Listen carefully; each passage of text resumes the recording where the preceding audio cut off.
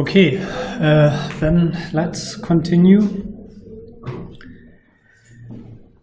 So what I would like to explain then in the next hour, essentially, or the next 45 minutes, is the basic idea in expected utility theory that concave utility functions can be used to model risk aversion.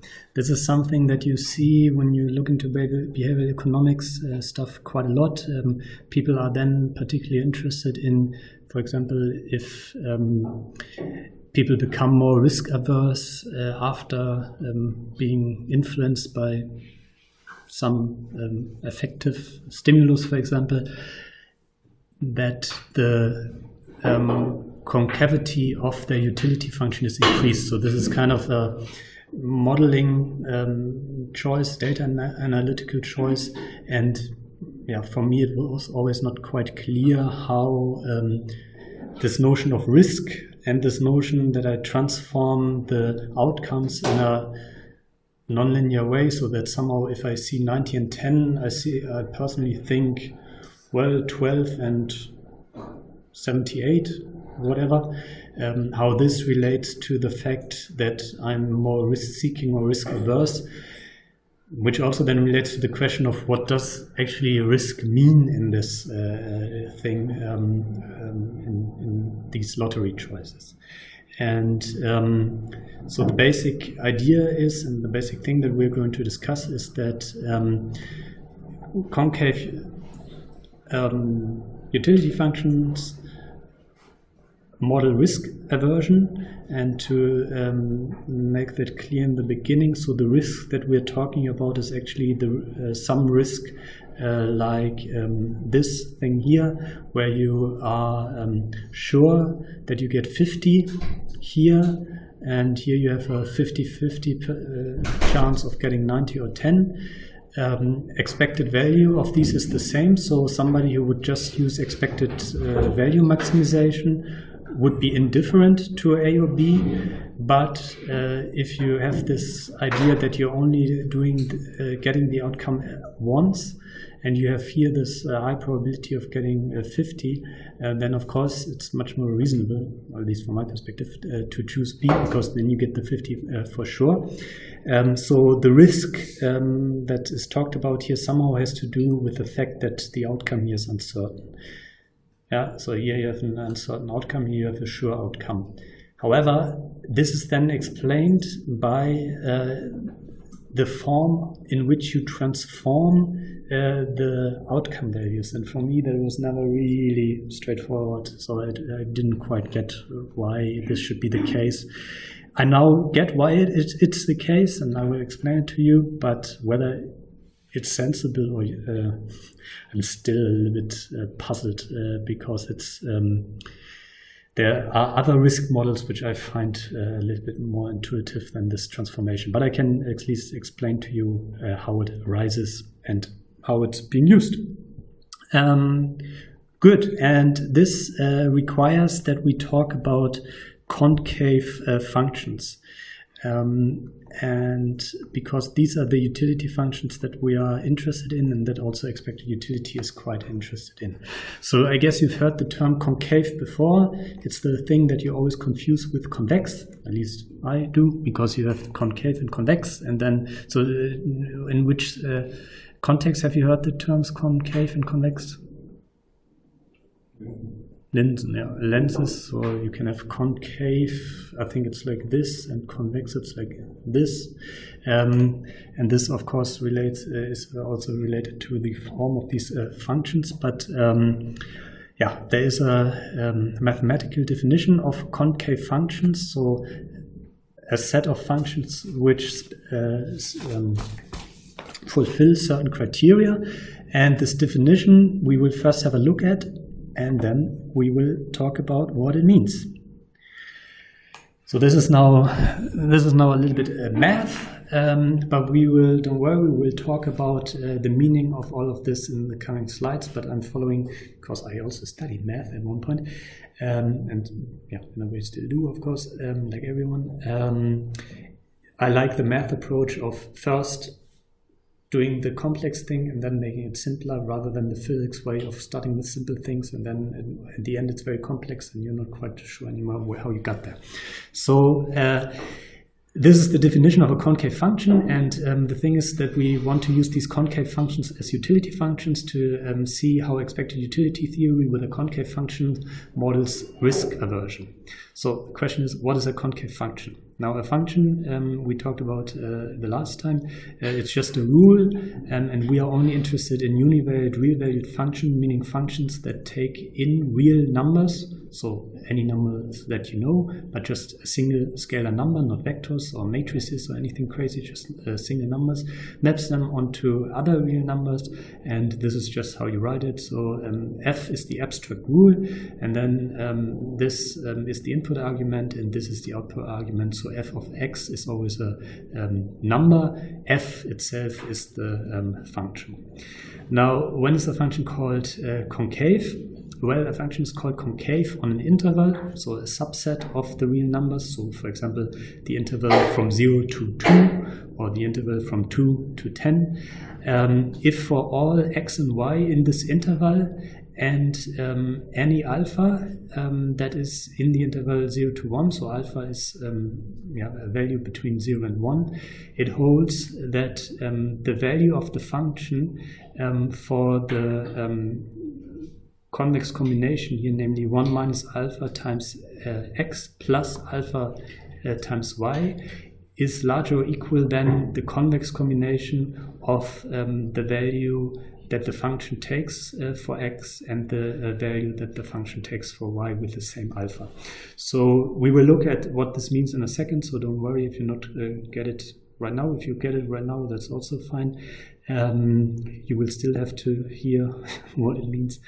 I used the term convex combination. By convex combination, I mean, and that's actually the definition, you combine two numbers here, x and y, and you multiply them with coefficients that sum to 1. Yeah?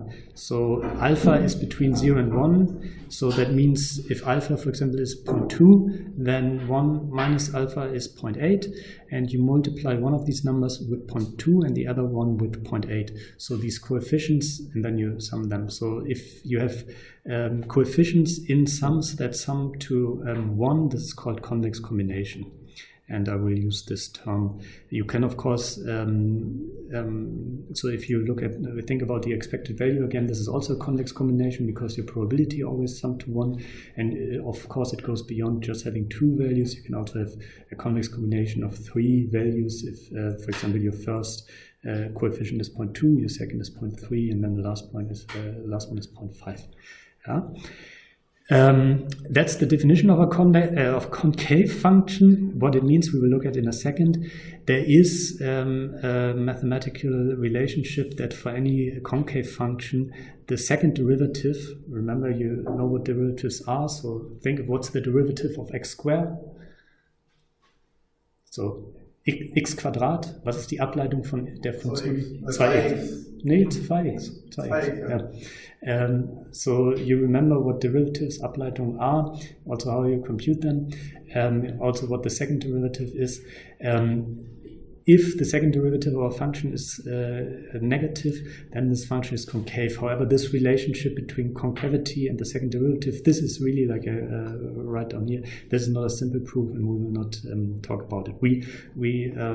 Because we want to talk about concave utility functions and risk aversions, we should clarify for ourselves what this concavity of a function means, so what this means. And for this, I have some more slides.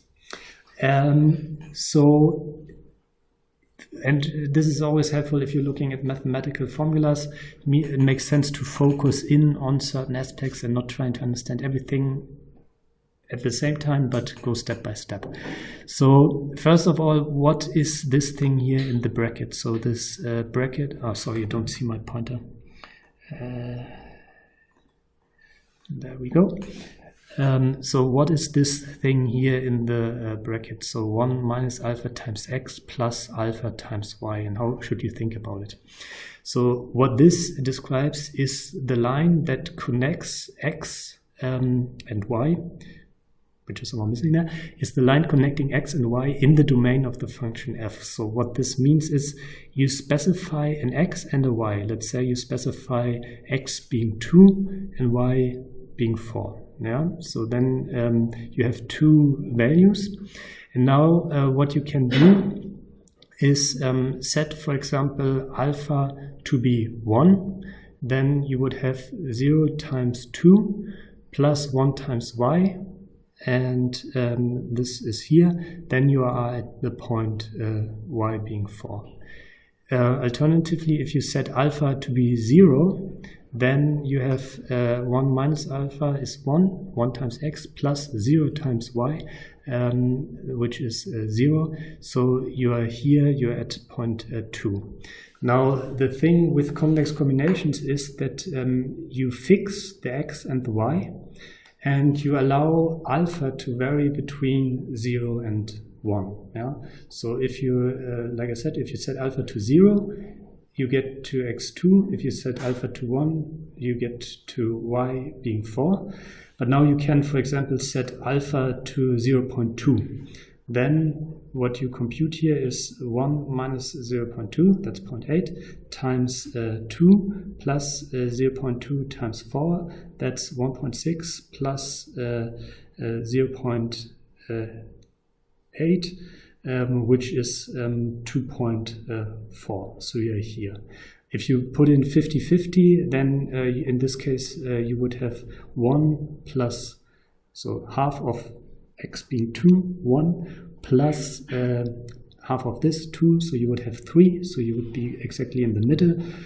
If you, in this case, go with alpha above 0.5, you are, in this case, here at 3.4. Yeah? So what is put into this function here in this convex combination is just the line, so all values between x and y. Yeah? Questions about this? Yeah. So this function should that's a function of the expected utility of like a choice. No, currently we're just talking about the idea of a concave function. In general. And afterwards we will say, okay, our utility function is concave. Mm-hmm. Yeah. So that's so right now I'm just talking about the general concept of a concave function. Because, and the reason why I'm talking about it is that the utility functions that are used to model risk aversion are concave. So if I tell you concave utility functions can model risk aversion, you need to know what a concave function is. So this is what I'm explaining right now. Yeah. And for a concave function, it holds that, and this is now the important thing, if you have two x and y, if you have two x and y, then if you form a concave combination of them, then these values are always larger or equal to this here on the right hand side. And we now know a little bit what's going on here, but we don't know what this is. So let's have a look at here. Like the slide. So what I got is the basic principle is that in some way these points they converge, right? What now converge? It's just so what I'm just trying to explain is what this term here means. So what this thing in red means, this 1 minus alpha times x plus alpha y. And what that means is if you have a fixed x and a fixed y, it means as a function of alpha all the points in between x and y. Mm-hmm. That's the only thing. No? And you can write all the, in a way it's just, you can write all the points between an x and a y in terms of a convex combination where you just let the alpha vary between 0 and 1, and then you can basically get to each point in between these. And what we're talking about here are the input arguments to the function f. So what you see here is now again the domain of this function, so all the points lying between x and y, and then f of this 1 minus alpha x plus alpha y are the values of the functions the value of the function, the values of the function for all of these points in between x and y. And this is just plotted here like you would plot a function. Here I'm not giving any specific rule for this function. I'm just showing, okay, there is a function that we here plot on the y-axis for all values between x being 2 and y being 4. Yeah? Now the concavity condition says that these values, so the black line that you see here, are equal or larger than this thing what you have on the right. Does anyone want to guess what this thing on the right is? By looking at it? I mean, can just go wrong.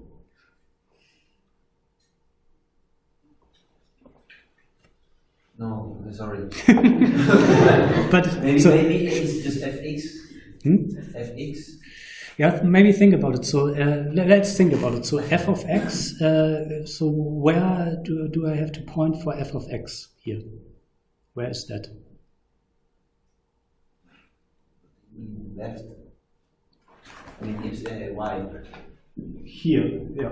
Yes. So f of x, so here is x, and f of x is yes. here, whatever that would mean. So definitely f of y is larger.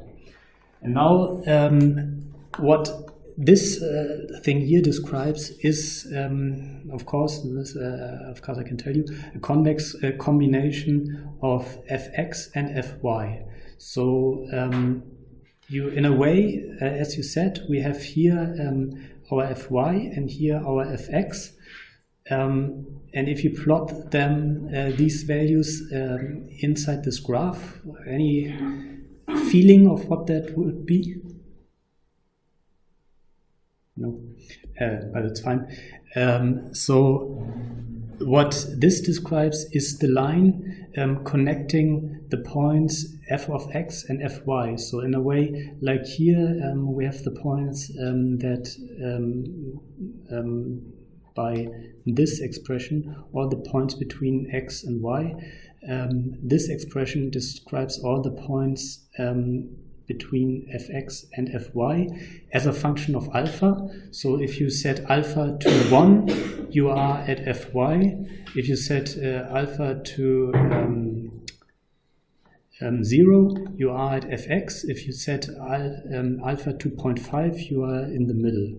So you are here. So the interpretation of this term is then all the points in between. And then if you look at it, what concavity means is that the graph of the function here, so the black line, is equal or larger than the line connecting, so the straight line connecting fx and fy. That's the notion of a concave function. Why do we talk about it? Again, because utility functions are usually often assumed to be concave. We've seen that already before, where there's this diminishing in the margin. So if you have a lot of money, then getting an additional little bit of money doesn't increase your utility that much. So there is kind of this thing that it levels off, if you want. And mathematically, this is captured by a concave function, and there's one concave function that is the common utility function that is always being used, and that's the log, the natural logarithm, which is now the thing here. So again, just to briefly finish that, concave function, we will need this equation again. This is why I brought that up when we apply it to lotteries. A concave function means that this relationship holds, that the values of the functions for all the points in between some x and y are larger than all the combinations of the boundary points fx and fy. Intuitively, that the graph of the function lies over the line connecting these points. Yeah? So we will need this again. A prime example of a concave function is the logarithm. That's the logarithm. And And maybe I'll show you the plot first. So this here plots the logarithm, the natural logarithm. So you might remember from high school in math that the logarithm is the inverse of the exponential function. So the exponential function is this e to the power of, what's the derivative of the exponential function? Does anyone remember that from school? And the same as the functions. Exactly. So that's kind of the nice thing why it's nice to have something with the exponential function when you're doing calculus, because then you again get the exponential function. You don't have to remember anything. If you think in terms of inverse functions, we don't have the exponential function here, but you might remember that the exponential of 0 is 1. So you might remember that the exponential graph looks a little bit like this. And then you might also remember that if you're looking at inverse functions, that they are symmetric about the diagonal. So you can view this logarithm here as kind of the symmetric version of the exponential function mirrored along the main diagonal of this graph. If you remember that from high school. If not, it's also fine. The logarithm just looks like this. You see that it's, in terms of the functions that we talked about in utility functions, it increases, but then it doesn't increase as much if you are at higher values. And this is the basic property of the logarithm that is of interest here. How can one show that the logarithm is concave? Well, you can look at it and then, okay, put a straight line here where I'm now moving the cursor, and then see, okay, yeah, it seems like the graph is always above the straight line connecting two points on it. Another equivalent condition or equivalent property, condition property, for a function being concave is that its second derivative is always negative.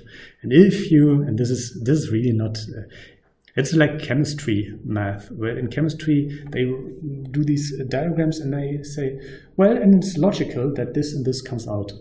No, it's not logical. You just drew some things there, and somehow, you remember where you have these atoms and then these little bars on these atoms, and then this electron goes over there, and this is why the oxygen bonds. And this is the same kind of logic here. This is not logical if you don't know it. So this is just knowledge. So the logarithm, the derivative of the logarithm is 1 over x. One can prove that.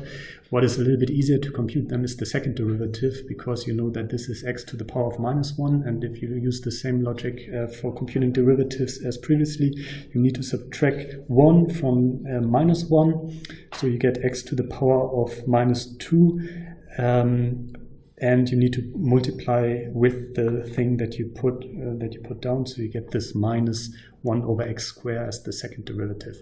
Now, because this always will be negative, because whenever you square something, you will get something positive. So this term will always be positive. If it's 0, if x is 0, it's not defined, but if it's positive x, then you get a positive square. If it's negative x, you get a positive square. So this is always negative. So the second derivative of the logarithm is always negative. That is a way also to show that the logarithm is concave. Lange Rede, kurzer Sinn. The logarithm is a concave function, which you can appreciate from looking at it, or by actually evaluating its second derivative and seeing that this is always negative.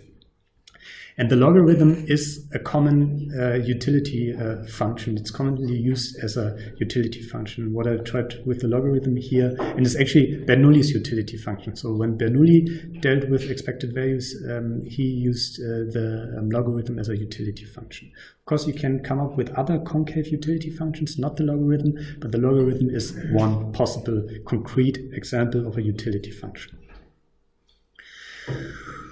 Good.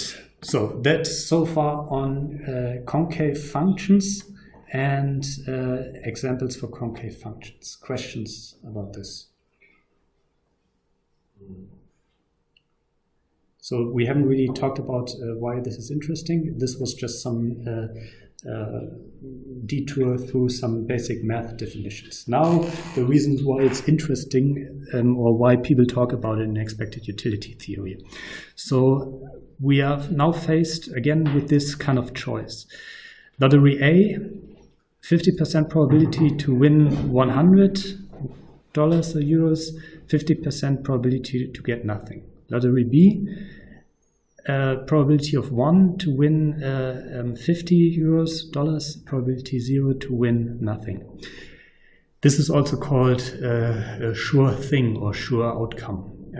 Because here you get, if you choose lottery B, you get $50. If you choose lottery A, there will be essentially a coin flip and you either get 100 or you get 0. If somebody would offer that to me, I would, I guess, take the 50, unless, I think I would take the 50. If it wasn't about 50 euros, but about 50 cents, well, I guess I would gamble because, I mean, why not? I mean, it doesn't really matter whether I get a euro or 50 cents anyway. So thing is, the expected values of these two are obviously the same. If you compute the expected values, for this you would do 0.5 times 100 plus 0.50 is 50 euro, is $50. Euro, whatever, is here 50. Here the expected value is also 50. So if you think about from an AI perspective, you want to build an agent who does certain decisions. If you build something that is just expected value maximizing, this artificial agent would be indifferent to choosing A or B. I guess you would also be indifferent if I tell you, yeah, you can choose this, but what you will actually get is the average outcome of 1 million trials of this. So if I tell you we will sample these lotteries 1 million times, then you would say, well, then I also don't really care, because if you sample 1 million times, that's likely, then you might actually be a little bit more risk-seeking, hoping that there's a little bit of a bias in this. However, if I tell you this will only be done once, I guess most people will take the 50 euros for sure. This is also one thing in terms of doing experiments with these kind of things, because I think it's never explicitly, or it's usually not explicitly explained how you should interpret these probabilities. So the expected value maximization obviously assumes an expected utility theory, expected value very strongly, that this is you do this averaging over many trials, but then the human who is faced with this and also the experimenter who gives this experiment rather thinks about, we try it once. And then, of course, you would you would call choosing lottery A over lottery B risk-seeking, because you really want to make the bet that on getting the 100, maybe not getting anything, although you could have had 50. So now, how does this relate to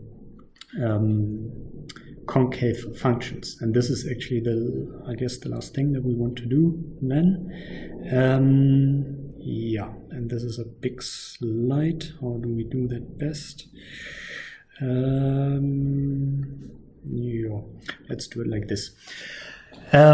So now we are dealing with these two lotteries, yeah? And we assume that we are doing something like expected utility maximization, meaning that we apply a utility function on the outcomes. Yeah? So we are talking not about, and this is the weird thing that I find here, we're not talking about the probabilities and that there's some uncertainty and there's no uncertainty, but we talk about the outcomes and we apply functions to them.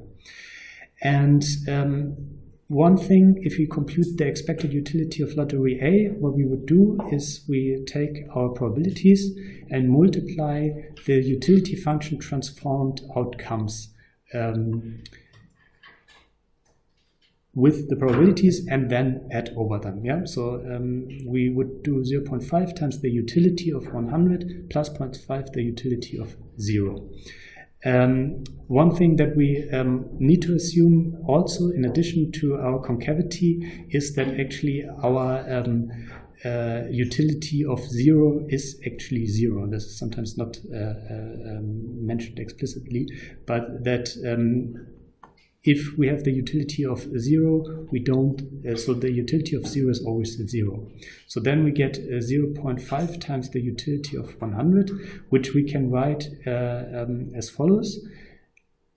1 minus 0.5 times the utility of 0, that's 0, plus 0.5 the utility of 100.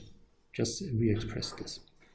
Now here, for lottery B, we, if we compute the expected utility, we do the probability of the utility of 50 plus 0 times the utility of 0, which is just the utility of 50. And we can write this as the utility of, so here we have the utility of 50, which is the utility of 0.5 times the outcome 0 plus 0.5 the outcome 100. So what I'm trying to get to here is that here we put in a convex combination of outcomes into the utility function, and here we do a convex combination of the values of the utility function. Now, if we assume that we have a concave utility function for which this thing, so where we put the convex combination of the values into the utility function, is always larger than the utility function of these two values, and we assume that the utility of 0 is 0, then the expected utility of B, because it can be written like that, is larger than the expected utility of A, because it can be written like this. That means that the expected utility of B is larger than the expected utility of A if we have a concave utility function, and that means we would choose lottery B over lottery A. Meaning that intuitively there's less risk because there's less uncertainty, that we choose that an expected utility maximizer with a concave utility function would choose lottery B over lottery A. That's how they developed that. Of course, you can come up with different examples. You can use different numbers. So the trick that I used here was to rewrite the expected utility in terms of these things that refer to a concave function, namely the utility of a convex combination, whether it's the convex combination of two utilities, and then using the thing that a concave utility function for this one is always larger than this one. This is how expected utility theory with a concave utility function models risk aversion. So again, an expected value maximizer on this would be indifferent. An expected utility maximizer with a concave utility function would choose the sure outcome over the uncertain outcome. This is the logic of expected utility theory. It is the logic of expected utility theory. I still find it a little bit weird because for me it's like more like, yeah, do I really, when I think about this, think about the transformation of these outcome values? The way I think about it is, okay, here there's no variability in the outcome, I just get these 50s, and here there's variability in the outcome, and I might get the 100 or I don't get it. So for me, this probabilistic thinking about this is much more intuitive, and there's something called mean variance trade-off. This is another way to model risk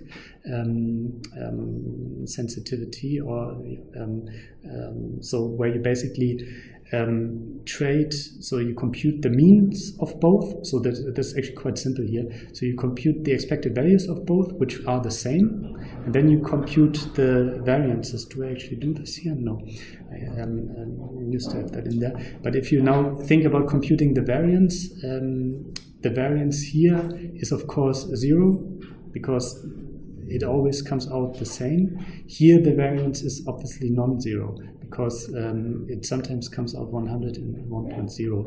And then mean variance trade-offs model risk in this maybe more intuitive way, at least for myself, that you see how much more do I need to gain in such a gamble, so that I'm buying into doing this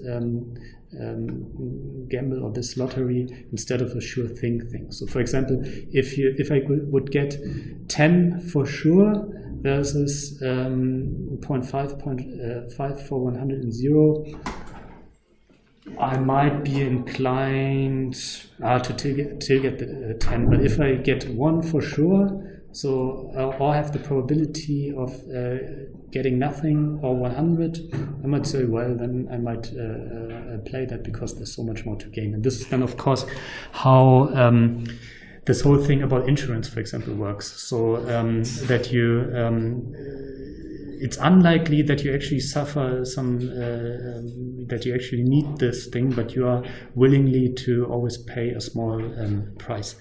However, and this is the weird thing about this whole thing, is that the standard thing for these kind of risk preferences, expected utility theory and also prospect theory that we will talk about, they don't work with this mean variance trade-offs, but they work with this these concave utility functions, whether we like it or not. Yeah.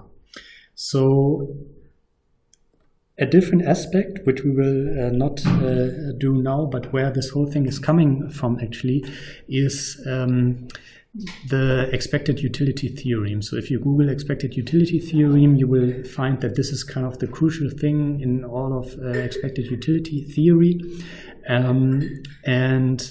It's kind of like these equivalence relationships that we've seen previously. The von Neumann-Morgenstern theory, or this theorem, works that if you have certain preferences on lottery spaces, namely completeness, transitivity, continuity, and independence, then you have a utility function, or having a utility function is the same as having these things.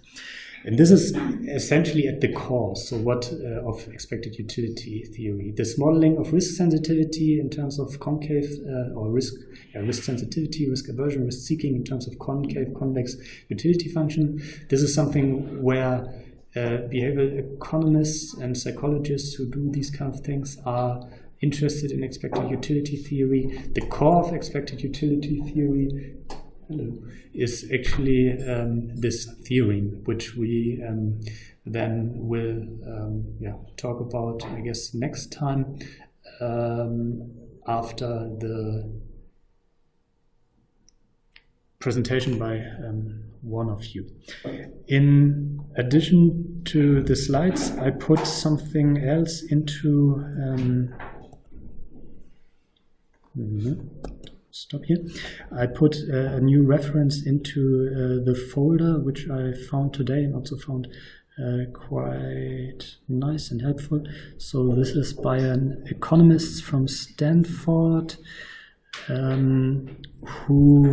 so if you want to study expected utility theory and revise what you've learned today, you can of course watch the video, read Wikipedia, or you can read this, which I just found online today, which is a nice also recovery of expected utility, and explains also, I think it explains the risk thing. maybe, but at least it explains everything that we need also for next time terms. No, it explains the risk thing. Sorry, I'm confused now. So there's more text that you can read, and it's showing you that I'm not the only one who's annoying you with these kind of things. There are other people who have written on that, and it exists.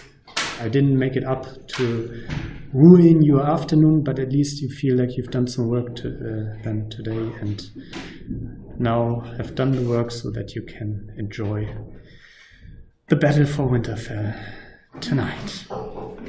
Good. So, see you next week.